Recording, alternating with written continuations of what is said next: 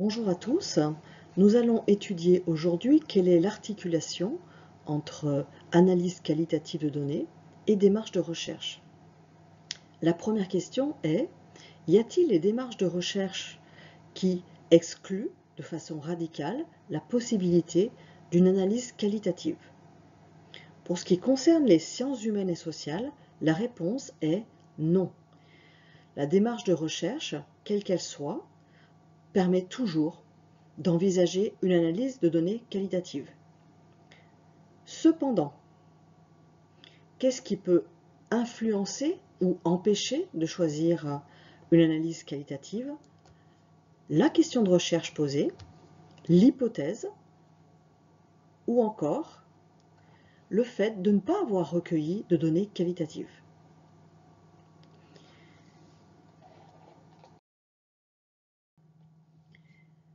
L'analyse qualitative de données s'inscrit donc dans une démarche de recherche, systématiquement. Ça signifie qu'il n'y a pas de processus de production de connaissances scientifiques et sociologiques en l'occurrence, qui ne s'inscrivent pas dans une démarche de recherche. Il ne s'agit pas juste de mener une enquête pour être scientifique.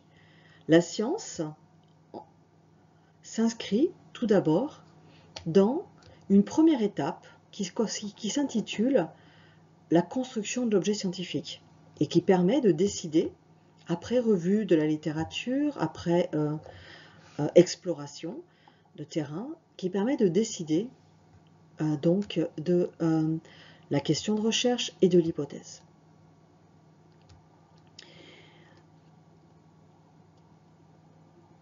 L'enquête arrive donc toujours dans un second temps, après la construction de l'objet scientifique, et se situe juste avant l'étape de l'analyse, et donc de l'analyse qualitative pour ce qui nous intéresse dans le cadre de ce cours.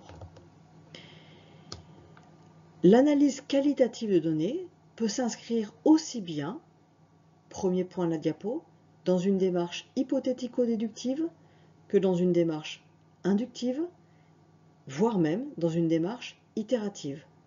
Nous avons vu ces trois types de démarches dans le cadre du cours de licence 1. Nous allons y revenir dans les deux diapos qui vont suivre. Donc une analyse qualitative peut s'inscrire dans les trois types de démarches. Chacune de ces démarches vise à produire des connaissances scientifiques, mais ne propose pas les mêmes modalités de production. Dans le cadre d'une démarche hypothético-déductive, troisième point de la diapo, l'objectif est toujours de valider ou d'invalider des hypothèses, et donc de prouver qu'une hypothèse est vraie ou fausse. La démarche hypothético-déductive s'appelle aussi démarche de preuve.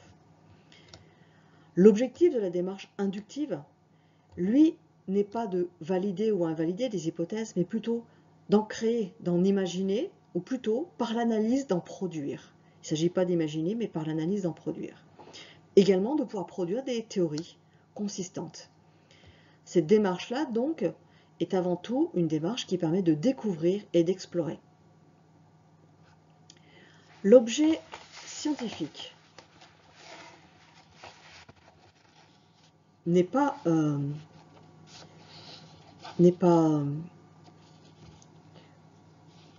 vient modifier le fait de faire une analyse qualitative ou quantitative, cela en fonction donc de la question de recherche et de l'hypothèse qu'il contient. Enfin, comme dans toute démarche de recherche, le fait d'établir un protocole scientifique d'enquête qui permettra ensuite l'analyse qualitative, ce protocole d'enquête doit systématiquement être explicité et argumenté, justifié.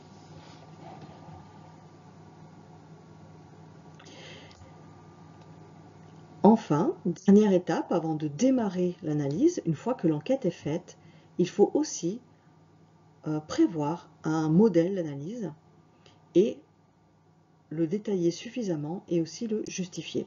Tous ces éléments-là ont été vus dans le cadre du cours de licence 1. Il s'agit juste de remettre sous la lumière ces données donc, qui ont été normalement acquises. Je reviens sur la démarche inductive parce qu'elle nous sera utile. Et c'est une démarche qui est couramment utilisée lorsque l'on fait de l'analyse qualitative ou ce qu'on appelle aussi de la recherche quali. Dans la démarche inductive, donc, elle ne débarque pas, elle ne débute pas avec une recension de la littérature scientifique. Ça ne veut pas dire que le chercheur ne connaît rien à son sujet, ça ne veut pas dire qu'il n'a pas lu de théorie, ça ne veut pas dire qu'il ne s'inscrit pas du tout dans aucune théorie. Non, le chercheur a déjà constitué un ensemble de ses outils de travail. Il a obtenu déjà son doctorat, il est en poste, etc. Il est formé, il a une formation très importante en sociologie. Mais pour autant, le jour où il démarre sa recherche, sa démarche de recherche, s'il choisit une démarche inductive, il ne va pas faire la recension de littérature scientifique qui concerne son sujet. Là encore, je le redis, ça ne signifie pas qu'il ne connaît rien à son sujet, mais ça signifie que simplement, il va d'abord travailler sur ses a priori, il va travailler à améliorer sa culture générale, mais il ne va pas développer sa culture scientifique parce que son projet est de proposer une nouvelle théorie. Il faut donc qu'il ne s'inspire pas trop des théories précédentes. Comment procède-t-il? Il va tout d'abord poser une question de recherche. Pour construire une question de recherche, pour l'établir, il faut avoir produit un objet scientifique et donc, en l'occurrence, en démarche inductive, l'emphase est mise, l'accent est mis sur une enquête exploratoire solide qui permet donc de se poser une première question de recherche. Une fois celle-ci établie, là encore, il s'agit de procéder à des observations multiples, rigoureuses et systématiques de tous les cas particuliers qui existent qui permettent de répondre à la question. Enfin, cette observation va durer, certaines récurrences vont apparaître et elles vont progressivement imprégner l'esprit du chercheur, observateur. C'est ce qui va permettre au chercheur de monter en généralité, de proposer de nouvelles hypothèses, jusqu'alors inimaginées, de proposer des théories, de proposer des concepts. Et donc, il va pouvoir envisager d'articuler, une fois qu'il a créé cette nouvelle théorie, ces nouvelles hypothèses, ces nouvelles idées, ces nouveaux concepts, il va pouvoir penser à, une fois cette première analyse quali produite, il va pouvoir l'amplifier, l'améliorer en l'articulant à d'autres théories préexistantes. Mais vous voyez que c'est vraiment en toute dernière étape de l'analyse. Il va pouvoir l'améliorer en la reliant avec des théories préexistantes et ainsi amplifier sa perspective analytique. Mais le corps de sa théorie, qui sera le fruit de ses observations et de l'analyse de ses observations, sera lui établi sans recours à des théories extérieures.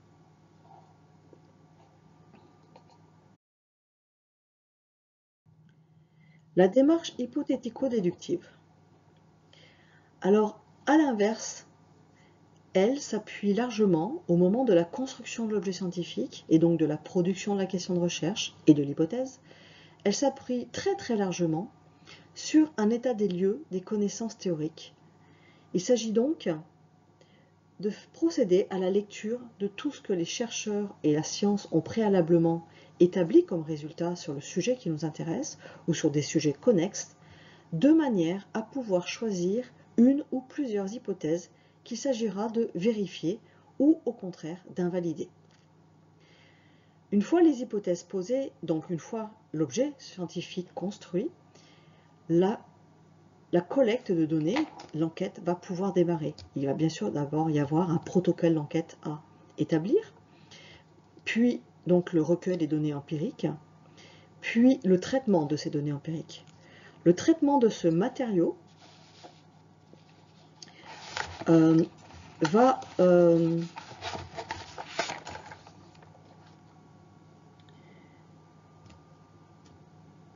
en général, se déroule en plusieurs étapes. La première étape va consister tout d'abord dans une sorte de mise à plat de ce que l'on peut trouver au sein de ce matériau. Puis, on va traiter uniquement ce qui nous est utile pour pouvoir répondre à l'hypothèse. Et enfin, donc, il y aura une conclusion qui portera sur l'hypothèse.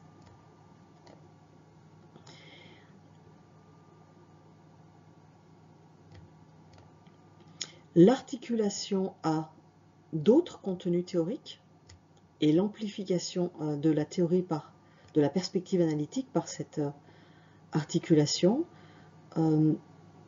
est également possible, mais ce qu'il faut bien comprendre, c'est que dans le cadre de la démarche hypothético-déductive, au moment où on pose la question de recherche, au moment où on adopte une ou plusieurs hypothèses, on est déjà inscrit et on a fait le choix d'une inscription théorique.